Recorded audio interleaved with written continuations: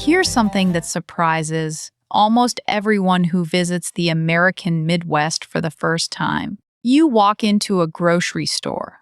A complete stranger catches your eye and says, "How are ya?" And they actually wait for an answer. Not a nod, not a head fake. They stop, they look at you, and they genuinely want to hear how your day is going. Wait, really? A stranger in a grocery store? Yes. And if you say, "I'm good," and keep walking, they might feel a little hurt. This is not a small thing. This is a cultural code. And if you don't know this code, you will feel confused, uncomfortable, or even suspicious. Why is this person being so nice? What do they want from me? I have definitely felt that before. I remember visiting a friend in Ohio, and the cashier at the gas station asked me about my weekend. I froze. I thought maybe she was flirting with me, but my friend laughed and said, "No, she's just being normal." Exactly. Your friend was right. That was normal. Welcome to Speak Like a Native. I'm Maya. And I'm Leo. And today we are decoding a culture that surprises almost everyone who didn't grow up with it: the American Midwest. That is right. Today's episode is called Midwest Nice, and we are going to answer 3 questions. Number 1, why are people in the U.S. Midwest so friendly? Number 2, what is the secret word OP and how do you use it? And number 3, what is a hot dish and why does it matter? I have heard the word OP before, but I never knew what it meant. I thought it was a typo. You are not alone. A lot of learners see OP written online and think it is a mistake. But it is not a mistake, it is a sound. A very specific sound that does a very specific job in Midwestern conversations. Okay, I need to hear this. What does it sound like? Listen carefully. Imagine you are standing in a narrow aisle at a grocery store. You turn around and you almost bump into someone. You don't actually touch them, you just come close. A native Midwesterner will say, "Ope." Sorry about that. It sounds like OP rhymes with rope, but shorter. Like a quick little puff of air. Ope, sorry about that. That feels so soft. It is almost like you are apologizing for existing. That is exactly the feeling. And that is the heart of Midwest Nice. The whole goal of this communication style is to take up as little space as possible, not physically, socially. You do not want to inconvenience anyone. You do not want to be a burden. So when you accidentally enter someone's space, even for half a second, you make a sound that says, "I acknowledge you. I respect your space. I am sorry for the tiny interruption." That is so different from my culture. Where I come from, if you almost bump into someone, you might just keep walking. Or maybe you give a small nod, but saying sorry for something that didn't even happen feels strange. And that is exactly why we are doing this episode. Because if you move to the Midwest or you interact with people from the Midwest and you do not use OP or something like it, people might feel like you are being rude. Not because you are rude, but because you are not playing by the same social rules. So let me see if I understand. OP is not really an apology. It is more like a social signal, a way of saying, "I see you, I respect you, I am not a threat." Perfect. That is exactly right. And now I want to tell you the bigger picture. The Midwest is a region in the center of the United States. States like Ohio, Indiana, Illinois, Michigan, Wisconsin, Minnesota, Iowa, Missouri, Kansas, Nebraska, and the Dakotas. These states have a history of farming communities and immigrant cultures from Northern Europe. And in these communities, being polite was not just nice, it was survival. You helped your neighbor because one day you would need their help. You did not cause trouble because trouble would come back to you. So the friendliness is practical. It is a system. Exactly. And today, even though most people in the Midwest live in cities now, the cultural habits remain. People still say hello to strangers on the sidewalk. People still hold the door for the person behind them even if that person is 20 feet away. And people still say OP when they bump into each other, or even when they see something unexpected. Wait, when they see something unexpected? Give me an example. Okay. Imagine you are sitting at a dinner table with a Midwestern family. Someone brings out a dish of food. It is a casserole with meat, vegetables, and some kind of creamy soup on top. And maybe there are potato chips crushed on top. Someone at the table looks at this dish and says, "Oh, P, look at that. Is that grandma's hot dish?" Hotdish. I have heard that word too. What is a hot dish exactly? Hotdish is a casserole. It is a one-dish meal that you bake in the oven, and it is very, very Midwestern. If you go to a potluck, that is a meal where everyone brings a dish to share.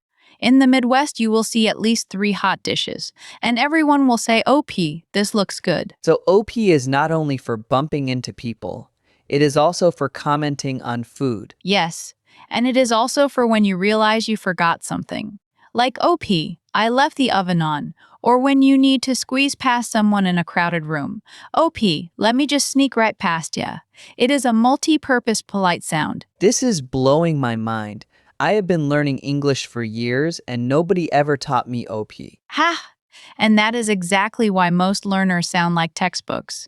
They learn "excuse me," they learn "I'm sorry," but they never learn OP. And OP is what real people actually say in real moments. Okay, I want to practice. Let me try. OP. It feels like I am saying oak without the K. OP. Good. Now put it in a sentence. Imagine you are reaching for the same milk carton as someone else at the grocery store. OP. You go first. Perfect. Now try it when you want to get past someone in a narrow hallway. OP. Just gonna sneak by ya. That is fantastic. You sound like you are from Wisconsin already. This is seriously the most fun I have had learning English in a long time. But I have a question. How do you know when to say "ope" versus when to say "excuse me"? Are they the same thing? Great question. They are not exactly the same. "Excuse me" is more formal. You use it in situations where you need to get someone's attention or when you have done something that truly requires an apology. Like if you bump into someone and they drop something, that is an "excuse me" or "I'm so sorry" situation. Okay. So "ope" is for small, low-stakes moments. Exactly. OPE is for moments that are so small that a full apology would feel dramatic. Imagine you are in a coffee shop and you accidentally stand in front of the sugar station while you are adding cream to your coffee. Someone comes up behind you, you turn around, you say, "OPE, didn't see you there, go ahead." That is not a real mistake. You did not do anything wrong. But you acknowledge the person anyway. That is Midwest nice. I am starting to see a pattern. It is not about being sorry. It is about being aware. Beautifully said. It is about showing other people that you see them, that they matter, that you are not going to ignore them. And this is where I want to talk about the mistake that most English learners make when they encounter this culture. I am ready. Hit me. Many learners come from cultures where directness is normal. Maybe in your country, if you are in a hurry, you just walk past someone, you do not say anything, you do not make eye contact. That is not rude where you are from. It is just efficient. Right. In some big cities, if you say hello to every stranger, people think you are crazy or trying to sell them something. Exactly. So when a learner from a direct culture visits the Midwest and does not say anything when passing someone, the Midwesterner might think, "Wow, that person is rude. They did not even nod at me." But the learner is not being rude. They are just being normal from their own perspective. Right. And this is the most important lesson of today's episode. When you learn English, you are not just learning words. You are learning a whole system of social expectations. And if you ignore the system, your words will not land the way you want them to. So give me a real example. I am a learner. I am visiting Minnesota. What do I need to do differently? First, when you walk into a small shop or a waiting room, make eye contact with the person behind the counter and say, "Hi, how are you?" You do not need to tell them your life story. Just a quick greeting. They will say, "Good, you." You say, "Doing well, thanks." That is enough. Okay, that is small. I can do that. Second, if someone asks you a personal question like, "Where are you from?" or "Are you visiting family?" do not feel offended. They are not being nosy. They are being friendly. They are signaling that you are welcome. What if I do not want to answer? You can answer vaguely, "Oh, I'm from out of state, just passing through," and then smile. That is perfectly polite. You do not need to give details. Okay. Third, If you are at a potluck or a family dinner and someone offers you food, accept at least a small portion, even if you are not hungry. In Midwestern culture, refusing food can feel like refusing friendship. So take a small serving, eat a few bites, say, "Oh, this is really good," and you will be loved. that is such good advice. I have definitely been in situations where I said, "No, I'm full," and the host looked disappointed.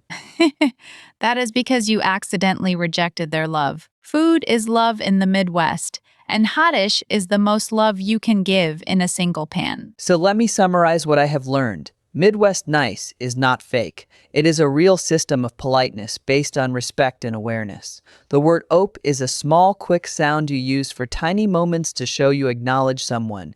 And hottish is a casserole that you must accept when offered. That is a perfect summary. And I want to add one more thing. If you are from a culture that is more reserved, you do not have to change your entire personality. You just need to add a few small tools to your English toolkit. A little ope here, a little how are ya there, a smile when you pass someone. That is all it takes. I love that. Small changes, big difference. Exactly. And now I want to do a practice round. I am going to describe a situation. You tell me what you would say as a polite Midwesterner. Let's do it. Situation 1. You are at a friend's house for dinner. They bring out a big dish of something steaming hot. You do not know what it is. What do you say? Ope. That smells amazing. Is that a hot dish? Perfect. You are already a local. Situation 2. You are walking down a narrow hallway at work. Someone is walking towards you. You need to pass each other. Ope. Let me just scooch right past ya. Beautiful. One more. Situation 3. You are about to sit down and you realize your phone is still in the car. Ope. Forgot my phone. Be right back. That is it. That is exactly how a native speaker would handle it. You have mastered the ope. Okay, but this also makes me think about something. When I go back to my home country and I use ope around my friends, they are gonna look at me like I am crazy. That is true. Ope is regional. You would not say it in New York City. You would not say it in London. You would say it in the Midwest and maybe in parts of Canada. So use it when you are in that context or when you are talking to someone from that region. Good point. So it is not a universal English word. It is a cultural tool. Exactly. And knowing when to use a tool and when not to use it is what makes you sound like a real speaker, not a textbook, not a robot, a real person who understands context. This has been one of my favorite episodes, seriously. I feel like I unlocked a secret level of English. I am so glad. And I want you to take one rule away from today. Here it is. In the Midwest, politeness is not about being formal. It is about being present. Show people you see them. A small ope, a quick smile, a how are ya? That is all it takes. That is beautiful. And for everyone listening at home, we have a challenge for you. Try saying ope the next time you accidentally bump into something or someone. Even if you are alone, say it out loud. Get used to how it feels in your mouth. Ope. And then leave us a comment telling us about a time a cultural difference surprised you. Have you ever been somewhere where people were too friendly or too distant compared to what you are used to? Share your story. We read every comment, and we love learning about your experiences. If this episode helped you, please hit that subscribe button. It helps more learners find us, and it tells us you want more Culture Decoded episodes like this one. You can find the full show notes and key takeaways in the description below, plus a free downloadable summary of today's lesson on our website. Until next time, keep practicing, keep noticing the small cultural clues, and remember, every region has its own version of ope. You just have to listen for it. Thanks for listening to Speak Like a Native. I'm Leo. And I'm Maya. See you in the next episode.